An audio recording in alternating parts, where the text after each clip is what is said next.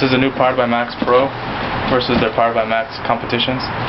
And the only difference between these and the Competitions is swift springs, -2 camber built into the bottom plate, and caster adjustability on the top. And I dropped this, but has a softer rebound for the softer swift springs. And the cool thing about these types of coilovers is a full tap. The whole shock body is threaded. That means you can adjust ride height independently from shock preload. These coilovers come with caster and camber adjustability. Caster is adjusted through these and the camber is through these.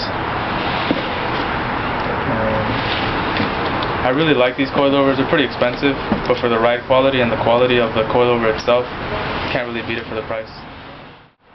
If you want to go lower on these coils than how they come, you can either end up removing the collar from up here, dropping it down to the bottom, which I already did, to drop the car another, ½ inch. And you don't want to really mess with the preload so much, just because it affects ride quality. The Powered by Max company recommends 0 preload on all their coilovers.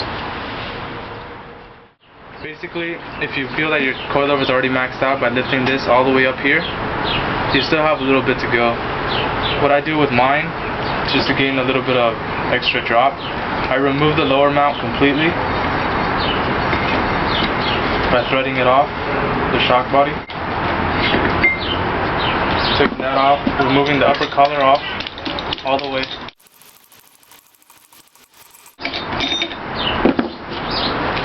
And reinstalling the mount. This is how I had it set up before, so that it would bottom out completely here, and I'd reinstall the collar ring down here. But what I'm going to do to get another ½ inch is remove this lower collar, bring this mount all the way up to the top, and same thing, just take this off completely and reinstall this ring all the way at the bottom to keep it locked.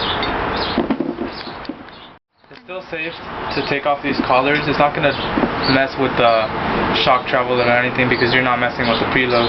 You're only adjusting the ride height a little bit more. As long as you have this mount completely up against this perch, the main perch, you'll be fine. And as long as you have a collar down here locking everything in place. Alright, as you can see, I took out this lower collar, the one that was right under the main perch, and this will give it about another over ½ inch. And all you have to do is thread this portion all the way up to the top so it bottoms out, and lock this collar up to keep everything all one unit. So when the car steers, the whole coil turns on this pivot, this little ball right here. And that's pretty much it. You pretty much dropped the car almost an extra inch from what the factory designed it to do without affecting ride quality. Here's the same thing as the front, the new Powered by Max Pro coilovers. And I'm going to give you some tips for the rear on the S13 on ways to get lower. Right now these coilovers are already maxed out on the lower mount, so there's no way for it to go any higher. And they're pretty tight on there, but this is already maxed out down here on the bottom. Can't adjust it any higher. So the only way you can go lower, if you really wanted to, is to drop the preload on the spring, was to lower all these mounts down to the bottom and just lower the car where you want it.